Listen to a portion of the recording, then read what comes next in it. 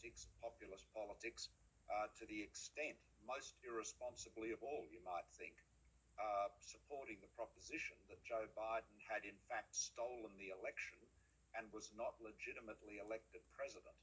And that, of course, was directly connected to the sacking, the assault, a violent assault on the United States Capitol, a shocking event and one of the darkest days. I think it's really the old news. Unsettling when she noticed something all too familiar. Now I'm glaring at Russo, and what does he do? He starts that tick in his neck, starts that popping, and I raised my hand up and I said, there he goes. He's doing it right now. The state also called. So you know what? It was really unsettling because she already actually witnessed what that might be. You know, he's been moving his neck in a very uncomfortable way. You know, she said that there goes it again. That's really exactly thing that I claimed I saw. It was right over there. It's because it's really a renewal of things that have been done.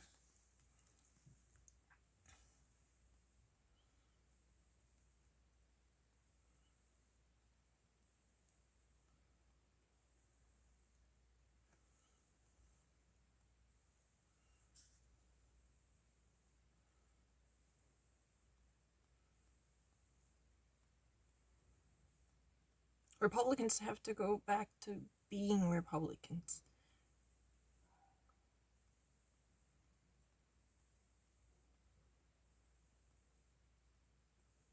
Many evangelicals say they will not be vaccinated against the COVID-19. I remember Walker gets emotional after the Biden's speech.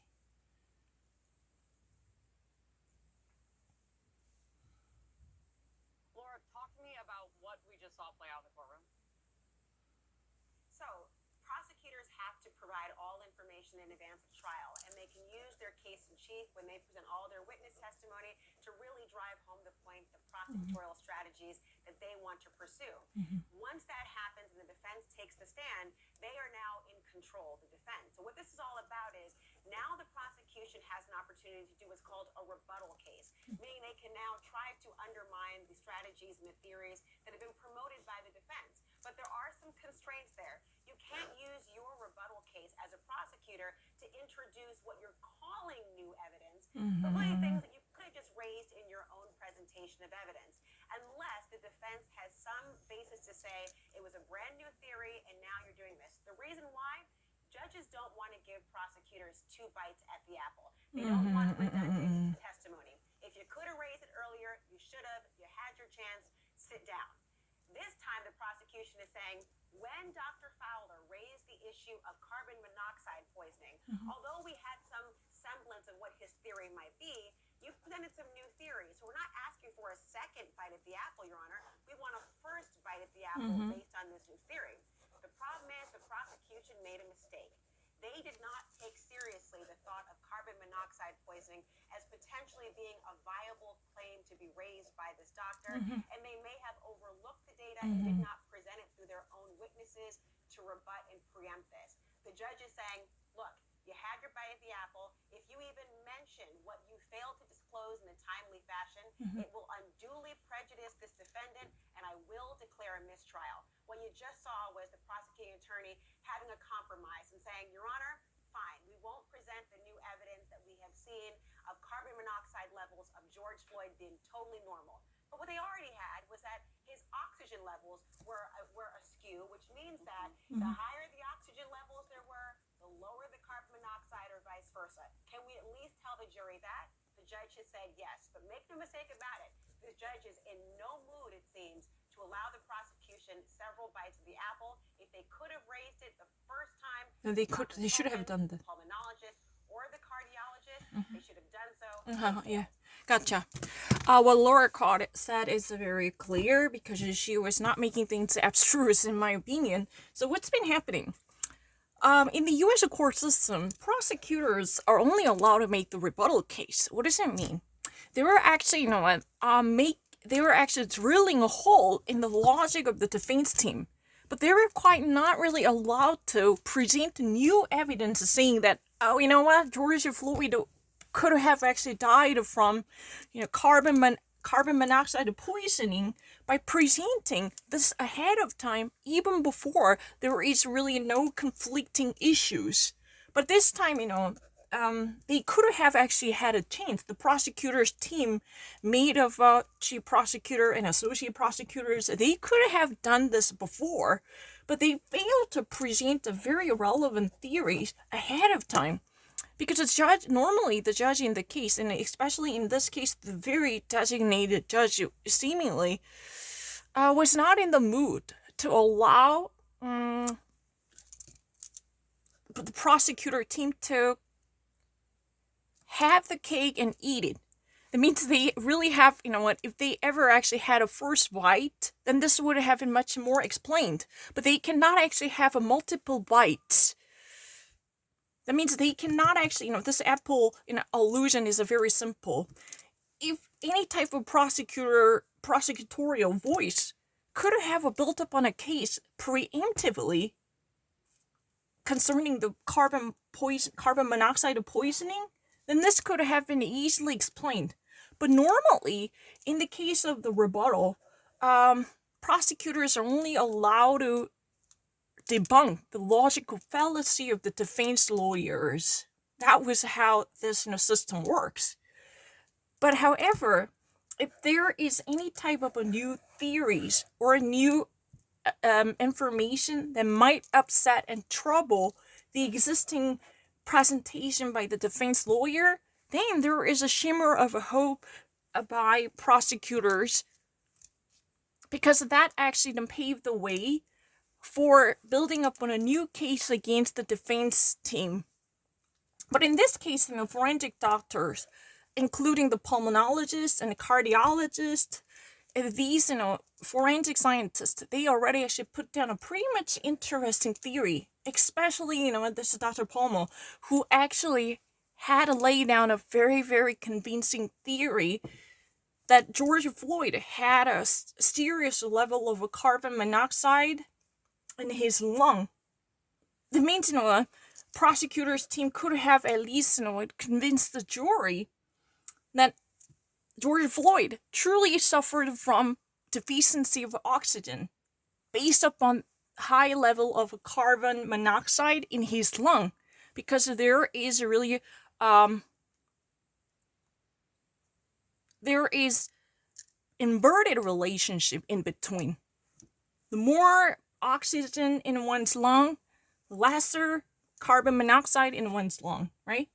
Then this type of argument could have been actually put out ahead of time. However, unfortunately, this prosecutor's team made a mistake by missing this golden opportunity. They didn't really see the validity by giving much thought into the forensic doctor's deposition when this doctor was in the witness stand, right? And when this doctor took the witness stand, this thought should have been actually explained. But unfortunately, this didn't actually come to the mind of prosecutors, right? Then that's troublesome. That's really the reason why Laura said they failed. These prosecutors didn't actually make the most out of the prosecutorial, not really prosecutorial, but forensic scientist's deposition. It could either be backed up by the pulmonologist or a cardiologist, and Dr. Palmer, the major medical examiner, who had actually reviewed the very status of George Floyd to figure out the exact cause of death. And this could have been actually at least capitalized on. They could have extracted the juicy squeeze out of it. But they failed to do so. Once, these doctors normally were summoned up and they took the witness stand, they were on the witness stand, then their depositions should be highly valued. Then they didn't really do what was supposed to be done. For that reason, they're failed. But if I ever explain what this Apple illusion is, it's really the same, almost it's really similar to this theory. You cannot have a cake and eat it. That's a real thing. You cannot have it both ways. That means in American judicial system, normally evidence presentation and the hypothetical speculation would be done by the defense lawyer. So defense lawyer for the Derek Chauvin already actually, laid down plenty full of a thesis saying that, oh, he didn't do this because, George Floyd was, having a pretty much, normal condition when it comes to breathing. And later, some of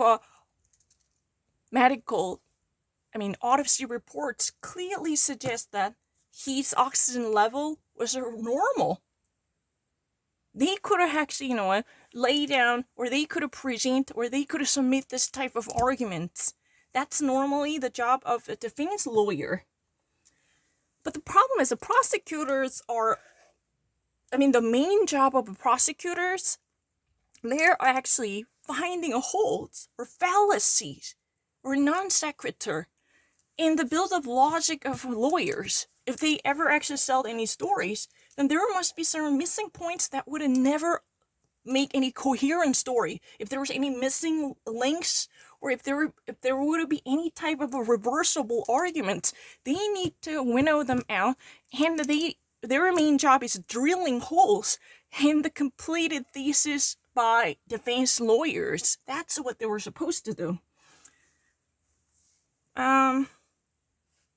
But you know what? In a very exceptional cases, prosecutors definitely can actually present their own theories. They can actually be the author of a new hypothesis. But these cases would be very limited. Maybe there would be a certain new evidence that was dismissed from the defense lawyer team, or there would be, certain almost irreconcilable ideas that could never even actually be thought by the defense lawyer team. That could be almost like ignored by the defense lawyer. And in that case, only with a narrow scope, this type of a new setting would be acceptable by the prosecutor's team. That's what has been said. But the problem is, once this idea was prevailing in the courtroom, that George Floyd's oxygen level was pretty much normal.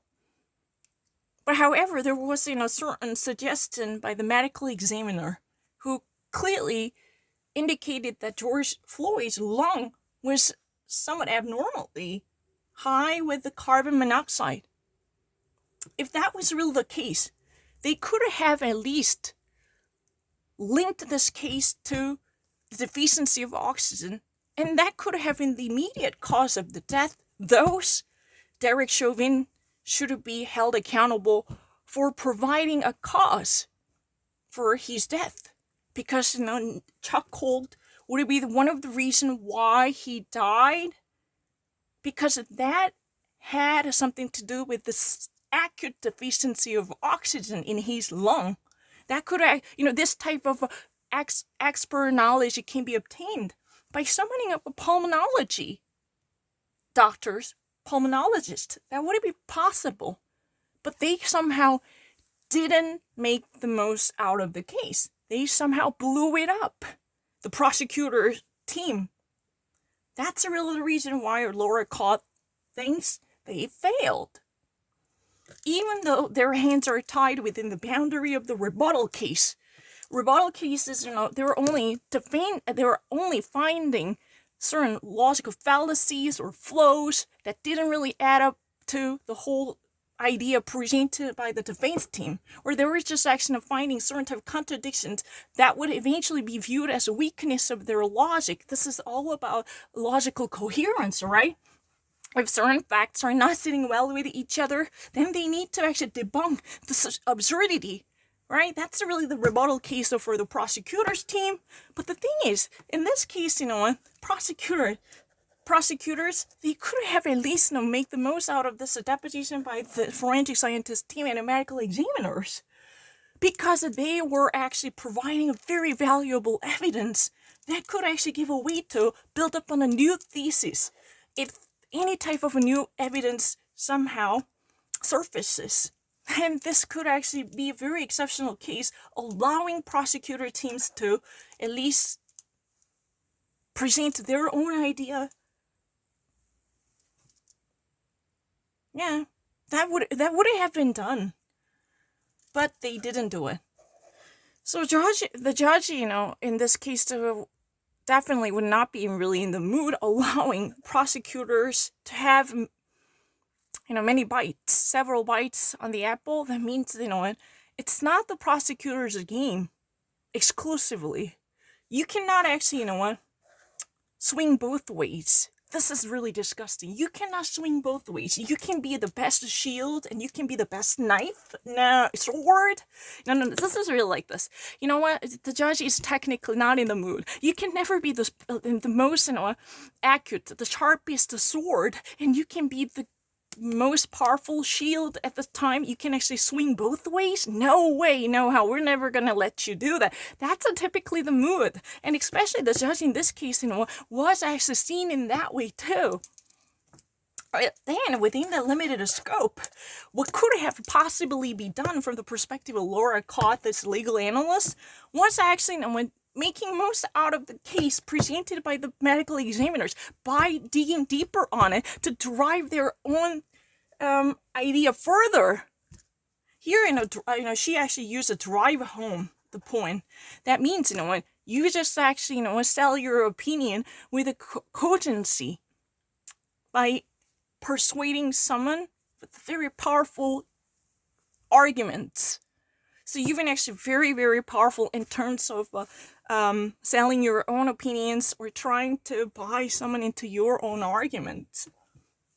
That's driving your points home, right? Yeah. I mean, what has been said is it's a great miss. The prosecutor's team didn't really actually sell this idea that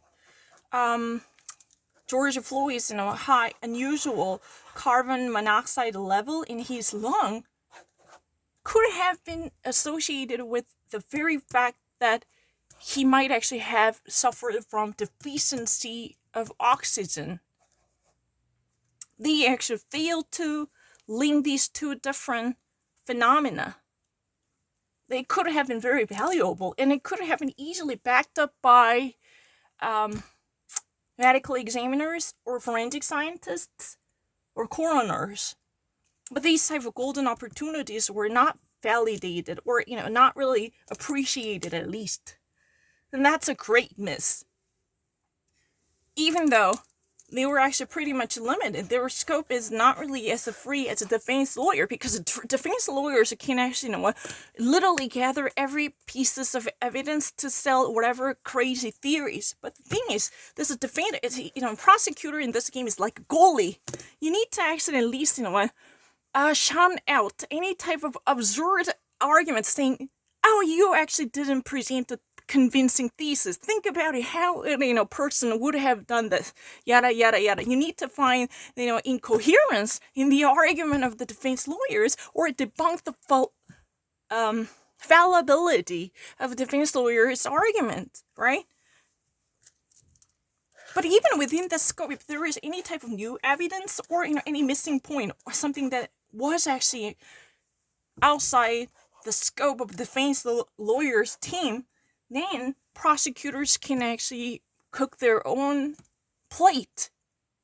They can actually follow their own recipe. That was possible, but they somehow didn't do it. So it was missed. They could have done it, and they technically should have done it. But this was really recognizable. They didn't do it. Then that's a great miss. That's really the reason why Laura Cott said it was really failed, right? Yeah, here the apple analogy is really similar to having cake. You can't have both ways. Tell the truth, you can actually have cake and eat it.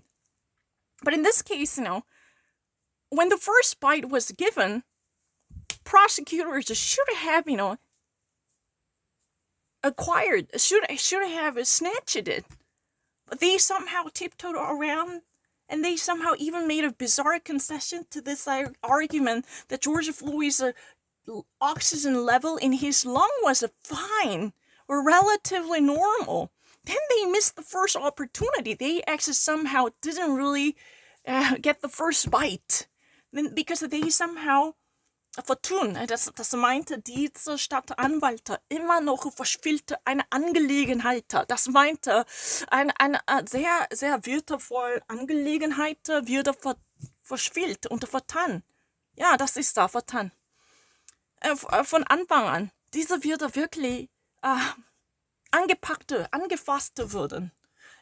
They failed to actually get the chance to, snatch it away. Once, there was a telltale sign about the oxygen level, and a little bit of a suggestion by the, forensic scientists saying that, especially Dr. Pommel, there wasn't really unusual carbon monoxide level detected in his lung, then there would be a suspicion over carbon monoxide poisoning leading to his death. When there was telltale signs, then they should have immediately they should have immediately cut this. They should have immediately snatched it away to build up their own thesis that there had been a certain correlations between oxygen level and carbon monoxide level in one's pulmonary organs or respiratory organs.